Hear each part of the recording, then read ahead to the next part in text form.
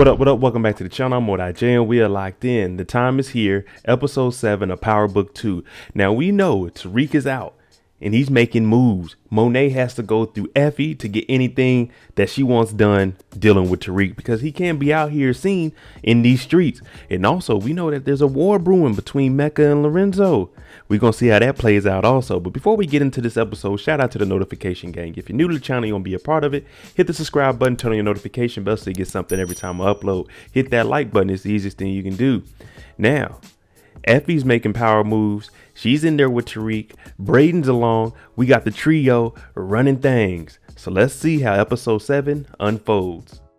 It's that time to make these moves. Now, we know we got to get Keno up out the way. So what do? Lorenzo takes Drew, and it's time to get to some action, people. 1, 2, I got it, mother.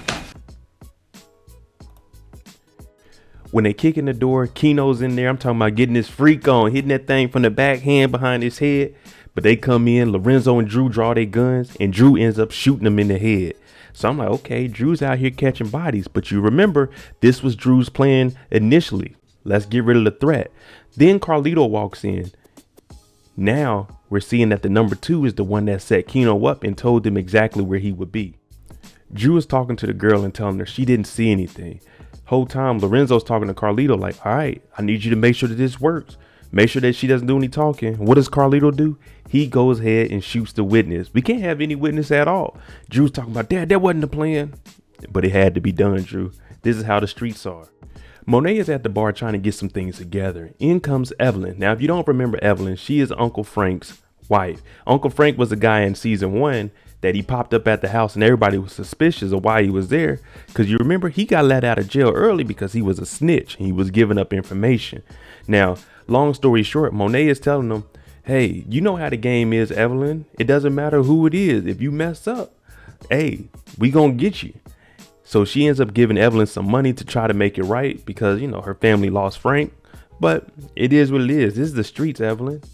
Tariq shows up to meet with Davis and Saxe. Now, there is a dinner for Jabari in remembrance of him. And Davis makes light of the situation, talking about, I hope you're not showing up to that. Well, it turns out there's security footage of the night that Ramirez was killed. And it looks like it could have been Tariq. Similar body size, him and Kane. Of course, it's black and white security footage, so you can't really tell who it is. Now, Tariq says that couldn't have been me. I was with Paula for New Year's. Now, we know Davis and Paula, they had a past. So Saxe is like, well, maybe you can get Paula to corroborate your story so you can have an alibi. But Davis is like, oh, no, that ain't gonna work.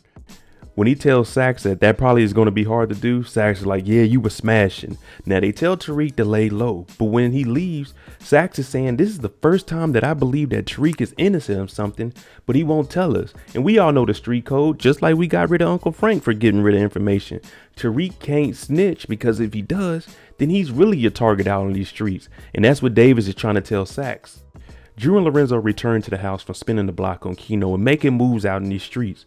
The whole time, Monet is at the house waiting on them, wondering where they are, drinking Hennessy straight out of a glass. Now this, if you're looking at it, this is the cleanest open of a Hennessy bottle I've ever seen. But she's sitting there. And Lorenzo, he tells Drew to go upstairs. Monet, she's worried about her kid now, saying, you may have put my son in danger. The business you guys were handling, he just got shot. And Lorenzo is saying, we need to stop babying him. We need to put him in the game and put him in a position to succeed and move forward. Now, Monet is trying to say, we don't need to do that. We're going to have a better lifestyle. Zeke is about the end of the draft. We can just live off of him, move wherever he goes. And Lorenzo tells her, I'm going to protect the family, but I'm not going to live off of another man. See, this works for Monet because that's her real son. For Lorenzo, what is he going to have? Nothing. He doesn't even have a position in this plan. You remember, the plan was made before Lorenzo got out of jail. So Lorenzo would either just be tagging along or Monet will leave him and go on about her life with Zeke, because we know Monet is about Monet. Tariq and Brayden are going through the photo album that Brayden took from his house from when his dad went to school at Stansfield with Congressman Sweeney. Now, while they're flipping through it, Tariq actually finds a picture, but Brayden sees it and he's saying, no, I can't let you release that because it's a damaging photo of his father with Sweeney doing something inappropriate. Now, the reason Brayden doesn't want this to be leaked is because his father will be implemented on it also. Now, he's not the one doing it, But since he's in the photo, it would come back on him also. Now, Tariq is trying to say, you hate what your parents stand for. Why don't you let me use this so I can help my family? But Brayden's like, I can't do that, man. That's going to ruin my family. Just because I don't like how my family is, I don't want to ruin them. It turns out the photo of Sweeney, he's in blackface, and Weston, he's dead Nicole in a headlock. Now, Tate, he's saying no photo. It didn't happen. Tariq, I need that photo. Now, Tariq's telling him, I said, Brayden, I won't implement your father in this. Tate loses it again. I don't give a fuck what you told Brayden. You on trial for murder. The only way you can get off of this is if I can get these photos before Sweeney's re-election. Now, if I can't get these, then I'm not going to help you with your sister. You're still going to be on trial for double murder. So you need to give me that. So Tariq is like, all right, I get it. Tate ain't playing around. He wants this picture and he wants it now. It's time for class. Tariq's first day back. And you hear Carrie talking to Tate. How could a judge let him out? Tate looks over and he's like, I don't even know, knowing he's the reason why the judge let Tariq out. Now, when they first start class, she's asking, is it right for someone else to make a judgment for somebody? Tariq, would you like to get us started? If I was Tariq, I would have responded with, no, I would not like to get us started. I was just in jail, so I don't even know exactly where we're at. Give me some time to catch up. Now, the discussion is going around the class on who makes decisions for people. You hear people bringing up the police make decisions for people all the time, even though it's wrong. And the people with power, they do this all the time. Now we hear Lauren up under her breath say, or like a teacher manipulating a student. Carrie says, excuse me, did you have something to say, Lauren? Because you know she has that information. And then she breaks it down exactly what's going on between her and Carrie, but she excludes Carrie's name. And everyone's looking like, man, that's pretty smart. Tate chimes in and says voters give elected officials the consent to do what they need to do. Now, Carrie throws some shade at him and says, and then politicians go and make crooked deals. Both of these are true with Tate. Tariq hears that they raided Lauren's dorm and he's like, why didn't you tell me? And she said, you've been keeping secrets from me. And why would I tell you? Because it's talking about drugs on campus and that doesn't have anything to do with you. Now she's saying, Tariq, you've been keeping secrets from me. And he tries to say that the only reason I'm keeping secrets is to protect you. Now she has to write a speech for Jabari's dinner. And she's saying, I shouldn't be seen around you. And especially since you ended the relationship, we might as well just go on about our lives from here. The whole time Carrie is watching from a distance. Like, why is Tariq getting close to Lauren? But that's how she's connecting. Lauren found out that she was messing with Zeke. It's probably because of Tariq. Davis has a meeting with Paula about her alibi that Tariq told them about him being there while Ramirez was getting killed. Now, when he first gets there, you see him take off his ring because him and Paula have a past. And you know, whenever they did their thing, he always had that ring off. Now he goes over there, he's talking to her, and she says, the reason I'm not going to take the stand is because I looked at the files and Tariq still had time to make it there and kill Ramirez. On top of that, what am I going to tell them when I take the stand? That I showed Tariq an illegal video by your partner, Sachs, of him confessing about killing his father? Davis is like, whoa. Let's take a drink. Now, she does recommend getting a deal for Tariq, and Davis says, we don't do deals over here. We gonna beat this case. She basically tells Davis, oh, well, guess what? This drink that you bought me, I'm not going to drink it. She pours it on the floor, tells him to put his ring back on, and basically says, y'all can figure it out. I'm not taking a stand for that alibi. Nope. Damn, Davis is hurt too. He's like, man, I told Sachs this wasn't going to be easy.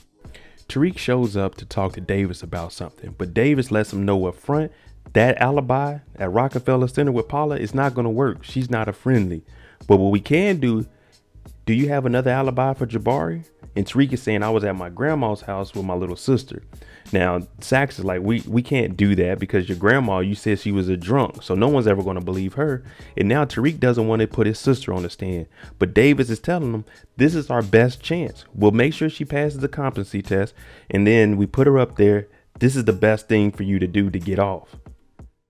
Now, Davis wants to know why Tariq came to talk to him. Well, he starts talking about Lauren and he's saying the cops, they searched her room and they brought her in. Now, Sachs is thinking, okay, who is your girlfriend? And he sees a picture of Lauren. Davis is like, why do you need that? But we know Sachs seen Lauren go and talk to Jenny. So he knows there's something going on here that he's keeping to himself.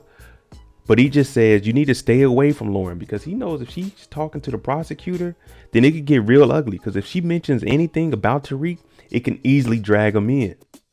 Once Tariq leaves, because you don't want to tell Tariq anything, he'll go run his mouth. He tells Davis that girl was in the prosecutor's office.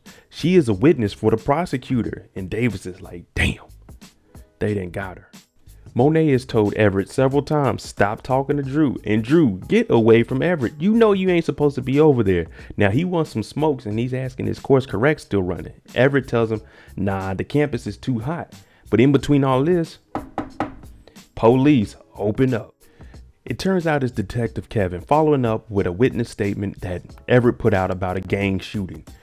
Now, this is tied to Ezekiel Cross, and we already know that Drew was on Everett about releasing their names. So Detective Kevin is like, I just want to go over your statement. Now, Everett, he's kind of shaking because Drew's in the back room. But what does he do? He stands tall and tells Detective Kevin, oh, I ain't got nothing else to say. You know what I'm saying? I can't help you out with that. But Detective Kevin, he's looking in the room and he sees some clothes and shoes. Like, are you nervous? He's like, nah, I just don't have anything else to say. Zeke is outside working on his shot again. Well, today is the day that Dante shows up and actually tells him that he's his father. Now, when he goes over there, he wants to play one-on-one with Zeke, but he's like, nah, I'm working on my shot. Then he starts to say, Zeke, you got one foot that's a half a size bigger than the other? Zeke's like, yeah, how you know that? Oh, me too. It runs in the family. Now, Zeke is thinking family. And Dante is like, yeah, I'm Dante Spears. You should ask your mom how you got the name Zeke. And then he lifts up and he has a passage from Ezekiel out of the Bible. And he's like, yeah, ask your mom about it. She was with me when I went and got this at 16.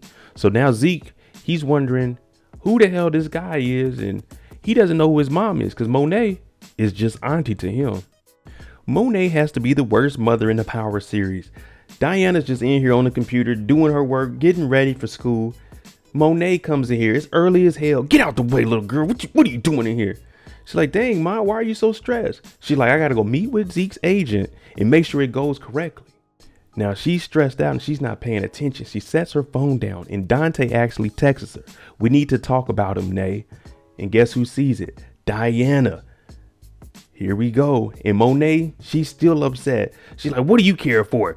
You got what you wanted. She's like, I wanted to go to school at Stansfield. You thought I was going to let you out my sight, girl? You ain't going to get by Tariq.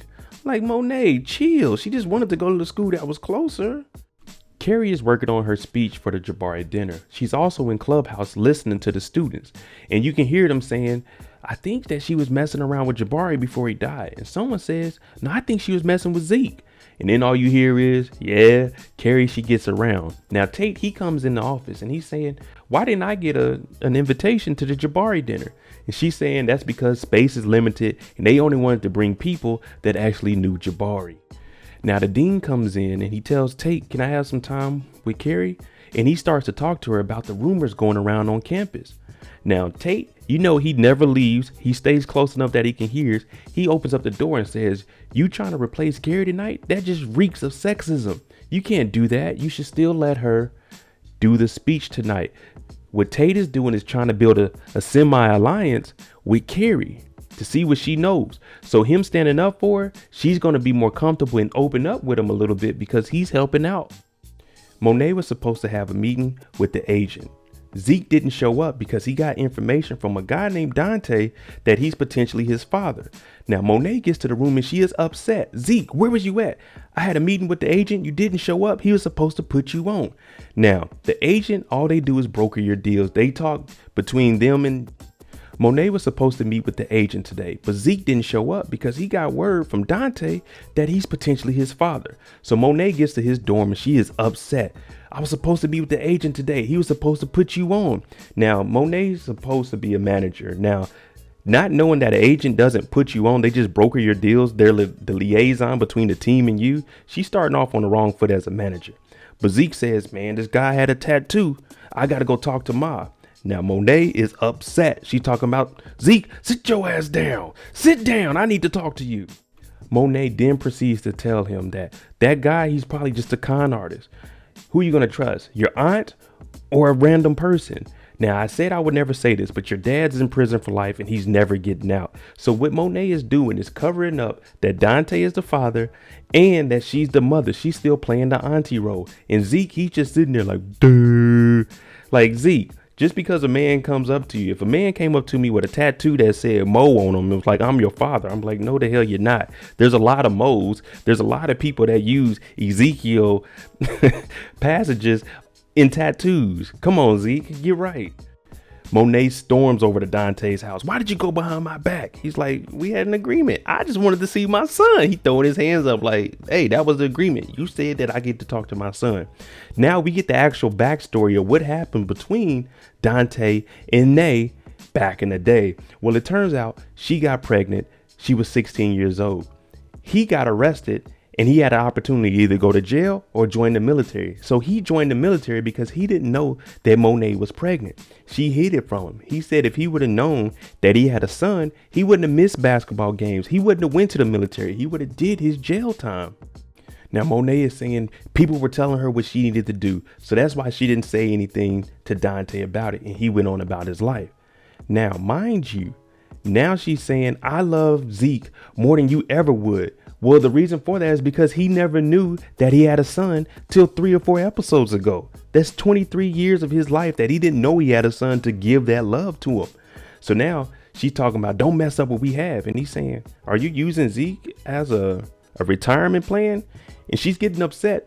But Dante is asking all the right questions.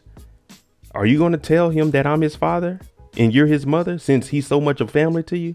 But I guarantee Monet's not going to do it this episode. Tamika shows up to talk to Tariq, but what she wants is the truth, because the last time that Tariq talked to her, he said that his dad was a bad man and he wasn't like that. But ever since James died, bodies continue to pile up and she starts showing pictures. They even show a picture of Lakeisha and she's saying the only way I can help you, Tariq, is if you tell me the truth. Now, you didn't kill Ramirez, but what about your teacher? And Tariq starts to say, I had to do that. So she's saying, look, Davis won't get you a deal. I can get you a deal where you serve 5 years. You'll still be in your 20s. You can still finish school and go on about your life. But Tariq doesn't want to snitch because if he snitches, then there's going to be a target on the back of Yaz because she's associated with her brother, of course, who snitched. So now he's really thinking about it and he has a tough decision to make. Do I snitch on Kane and do these 5 years, or do I hold it down and try to beat these in court? Now, there's that trained assassin that we seen in the trailer. She shows up and she tells Dante, I thought it was only one person supposed to come. There's 2 people on the camera. So that means Lorenzo showed up with Drew. The first thing you hear is Kane start hating. Drew, you ain't supposed to be here. You can leave. They're like, hey, chill, just chill. Now, Mecca and Lorenzo, they get down to business. Lorenzo is saying, you can trust me. I'm sure my son told you about that. Now, Mecca, he says, I don't trust anybody. I got to do a little bit of background checking. Now, can you handle this amount of work right now? And we know Lorenzo's been building up his crew. He's trying to get Carlito to join up with him, which I think they're about to do. Now, Mecca says, if you don't have enough soldiers, I can supply you with some soldiers with an extra little cut. So the agreement is there. Lorenzo, he's about to get some work from Mecca. And Mecca is saying, we can work together. Let's make it happen. They shake each other's hand, and now we in business. It's the night of the Jabari dinner. And of course, Carrie sees Lauren. Lauren, what are you doing? I seen you talking to Tariq. You shouldn't be talking to him. It's dangerous right now. And Lauren, she's seeing how Carrie is starting to manipulate people. And she's saying, the only danger I see is you, Carrie, because I've talked to Tariq and I've seen his family. I've seen what his father was doing, what his mother was doing, and what his sister is doing. Maybe people have been making decisions for him, you know, tie it back into what they learned in class. Now, Carrie, she's trying to cover herself, especially because Lauren knows that she's sleeping with Zeke. But Lauren ain't playing and she ain't backing down. Now, everyone is at this dinner, even the Weston family. And guess what? Rashad sees him. So he goes over there. Oh, Mr. Weston, how's it going? He's like, oh, Tate, I see they brought you in because the black guy died and they just replaced you. Good move since you missed the governor's seat. Now, what Tate does is give him a heads up. And this happens a lot of times in politics. He tells him, listen, there's a disturbing photo that might come out and give you some pushback also about your boy Sweeney. He's like, oh, me and Sweeney, we go back. He's saying, that's why I'm letting you know. If you can get Sweeney to step down and whatever kickbacks he's getting, you send it to me. And he's like, oh, no, I'm not doing that, Tate. No, no, no. I don't handle blackmail lightly. And then that's when Rashad gives him a hint that I know what's really going on. You don't handle blackmail like that? How about blackface? So Tate has the upper hand here, and this may force Sweeney to step down. Carrie gets up there to give her speech. But as you look around the crowd, people start chattering about it. Did you hear about her? She's messing with a student. She is messing with Jabari. So she starts to stumble over her words and everybody's looking like, what's going on here? Now, even Tate, he's not excited about this. He's like, uh-oh, let me get up out of here. But Brayden's brother, he gets the clapping like, yeah. Hey, after she leaves the stage. Now, you already know he didn't want to be at this dinner. He said, does anybody know this Jabari guy before he died? So he started clapping, and then everybody else started clapping while Carrie walked off the stage. Tate goes to Carrie's office, and she's in there crying because she knows that, hey, pretty much her job is over. But what he goes in there and says is, I've been there before. It's not over with. You just got to find another thing to do in life. Yeah, you may not be able to teach anymore, but I don't understand why you're crying, Carrie. You knew it was wrong to mess with a student. All these decisions that you made were on you. So there's no reason to cry. It's time to pack up your stuff. But Tate does tell her, what I came here for was to try to pursue my future back in politics. So it's never over. You just got to continue to do what you need to do to get where you got to go. Because he was there trying to corner alumni to go ahead and get that blackmail going. Lauren comes over to apologize to Tariq about how she was treating him. She was treating him like everyone else, guilty before proven innocent. And she's just saying, you know, I'm sorry about all that, Tariq, and I know how others were treating you, and I just want to apologize. And he's like, okay, thank you for that. Diana shows up in between this apology, and she's like, oh, my bad, I'll go ahead and leave. Tariq looks at Diana and says, oh, no, you good, come on in. So you know Lauren was low-key salty about that because Tariq is talking to her at the door. Now, he tells her straight up, you know, Lauren, thanks for that apology, but my lawyer says I shouldn't be talking to you right now. And he closes the door, leaves Lauren looking at the door. You know when they say, don't let the door hit you with the good Lord split you? Yeah, that's pretty much how it was for Lauren. Diana gets in the room and she starts talking about all of the family business. And she also asks Tariq, do you know about a guy named D that Monet's doing business with? And he's like, nah. Now, she goes over her brother Drew and how he wants Everett, and you never know what Kane wants. But what she's saying is she gets to go to school. She wanted to go to Stansfield so she could be next to Tariq. Now, what Tariq is hearing is, hey, if we gonna do this, then you can't let Monet know about this at all. She talking about say less. So Diana, she came all the way up here because she horny, and she been wanting Tariq since day one. So of course, they start to get it on. Kane is still salty that Drew is next in line and he came to that meeting. So he changes the channel from where Drew was watching cartoons. And now Drew is talking about, how did that badge get in there? If I figured it out, Tariq's lawyers are going to figure this out. Now, Kane is saying everything I did was to protect you. And they are arguing about Everett. I thought he may have done something bad to Everett, but he's just saying that Everett is a snitch, which is true. So these two, they get to fighting over this. Now, Lorenzo comes in and breaks it up. And Drew, he is upset. We haven't seen this side of Drew. But Kane is saying Everett, his boyfriend, is a snitch. So Lorenzo's asking him, is this true? Because if he is, we can't have any loose ends. But Drew is vouching for him. So we're going to see where that goes. Everett's going to have to shut his mouth, or you know Lorenzo and Kane is going to be on him. But before Lorenzo leaves, clean this mess up. The prosecutors and Davis, they get a chance to talk to Yash and she's about to be a witness. But they want to see how liable is she to get on the stand and be able to corroborate a story. And is she competent enough to do this? Now, Davis asked her some questions and she says Tariq stayed the night and he woke up over there, meaning he got there last night. He stayed the night, so his alibi will work here. When Jenny gets a chance to question her, she asks, okay, if Tariq stayed the night, you said you went to the store with your grandma. Was this before or after Tariq got there? Because she said when Tariq got there was a little bit of light. But when she went to the store with her grandma, it was dark outside. And Jenny's poking holes in her story like this doesn't add up. Now, Jenny, she's putting that pressure because she wants to get Tariq for these double murders.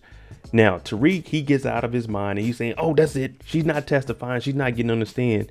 Let's get her out of here. Davis is trying to calm him down because legally, you don't even have any rights to stop Yaz from doing this. Whoever her lawyer is or her temporary guardian is, they're the ones that can decide if this is going to go further. Right now, you're on house arrest. You don't have any control over what Yaz does, Tariq.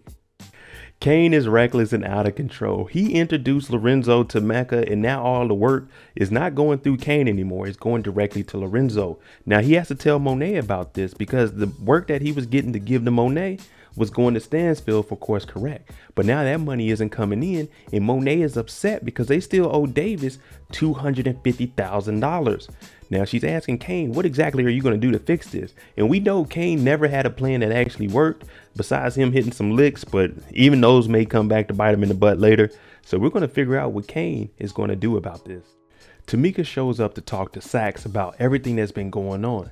And she's saying, Tariq didn't kill Ramirez. We got to do something. Well, you got to do something because you're his sworn lawyer. Now, they're at a coffee shop and they're discussing the case openly. Yeah, it sounds like they're whispering, but you still wouldn't be talking about a double homicide in the public like this. Now, Saxe, he's saying, hey, Davis doesn't take deals. But she's saying if you guys can get Yaz off, maybe Tariq will go ahead and accept that deal. And we need to do this because him growing up, he had bad parents making bad decisions for him. Ghost, Tasha, all of that was bad. So it weighed on how his outcome was once he became an adult. So she's saying, Saxe, we need to do this before Tariq turns into a monster bigger than Ghost. It's that time. Drew is out here. He's about to go make a hit on his own.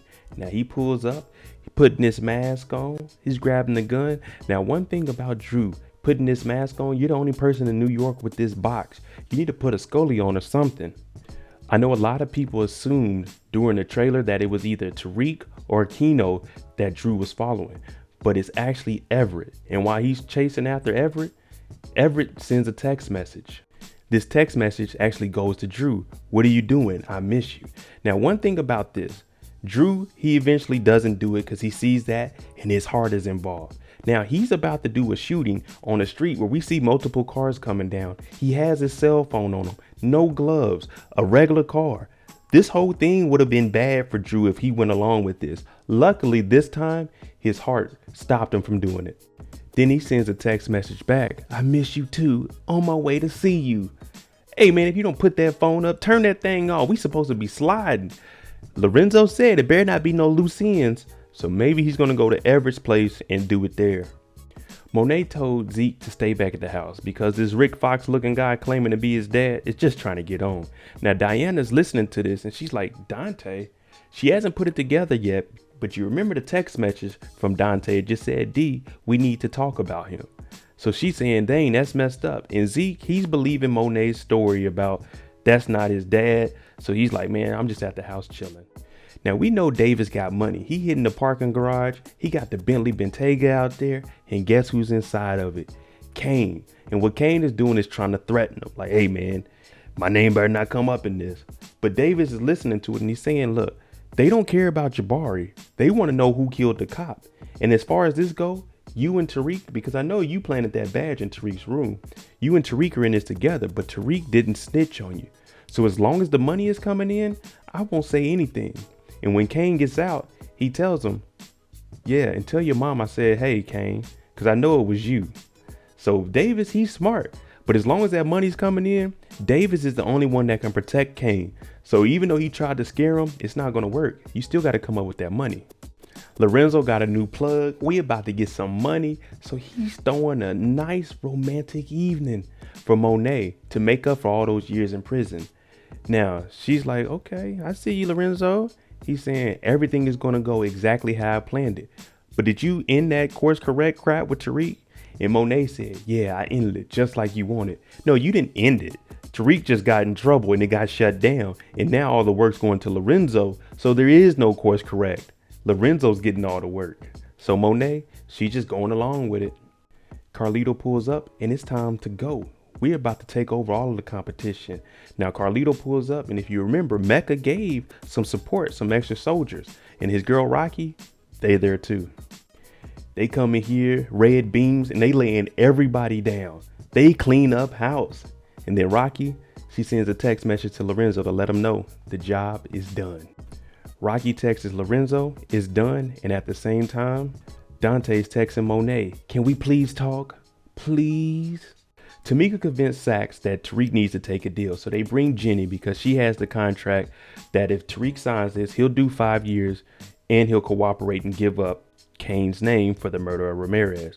Now, along with this, Yaz will go back to the family that she likes in the foster care. Grandma, she'll get rehab. Now, Tariq, he's saying he's not going to sign this because he won't be able to go to jail and be labeled a snitch. It won't be safe. And his grandma and Yaz won't be able to walk across the street without having a target on their back. So he declines it. Jenny tears it up and says, I'll see you in court. Now, Tamika does tell him, good luck, because you're going to need it in court. But she also tells Tariq, don't call me no more. Don't ask me for no help. Tariq, I hope you know what you're doing, brother. Davis has to talk to Saxe because he went behind his backs to give Tariq a deal. And he's saying, why did you do that? And he's saying, well, Tariq declined it anyway, so it doesn't matter. But now Davis is thinking ahead. How's he going to get ahead of all this? So you remember, Saxe seen Lauren. So he's saying, who is her legal representation? Because if we can find out what she's going to tell the prosecutors, we can use that. When Saxe opens up the file, they look at it, and she didn't have any legal representation. The only person that was down there was Carrie. Tariq meets Kane up under this bridge because he needs to re-up. We need to get some stuff out there for course correct. Now Tariq's trial is tomorrow, and Kane is telling them there is no more connect. They cut us off because we know all of that's going to Lorenzo now. So Tariq is saying, bro, I got to pay my lawyer. And Kane is saying, yeah, because if you don't, that's both of us. Both of us are going to go down for this. So you need to figure it out. And he's like, Kane, what the hell am I going to do? One, he's on house arrest pretty much. He can't leave the campus and he has to be back at a certain time. But Kane tells him, there's more ways to get money out here. Do it. Like, Kane, you still need to come up with $250,000 yourself. Carrie put down that she was legal representation for Lauren, which she was not. She was in there trying to coerce her. And that's why Davis is over here and he's telling her, you can't do that. I'm going to go up to the board of ethics and we're going to throw you in for this. Now she starts getting on him saying he doesn't have an ethic bone in his body. And he hits her back with, I don't know what bone you haven't had in. You done slept with 4 people on this case. Now, you need to figure out what you're going to do with Lauren, because if she gets on the stand, I'm going to rip her apart. And my client, Tariq, oh, he's going to be going away free. Now, Carrie's looking at it like, man, I done really messed up, because Davis does have the upper hand. Davis, yeah, he slept with women. He's married. Sue him. Who cares? But you're going down for sleeping with a student and fake representation. So now, Carrie, she's in a losing seat. We're going to see how she bounces back from this. All right, there you go. Episode 7 of Power Book 2. Let me know what you think about the Monet, Dante, and Zeke situation. Is she ever going to tell this kid that Dante is the father and she is the mother? And secondly, I want to know, what do you think about this Carrie situation? How is she going to get out of this for dragging Lauren into her mess? Let me know what you guys think. I'm MoedotJ. If you like the content on the channel, hit that like button, hit that subscribe button. Also, 9 p.m. Eastern, Sunday night, Power Book 2, Episode 7, after show discussion live stream. Be there. Thanks for watching. I'm out. Jimmy on a beat, boy.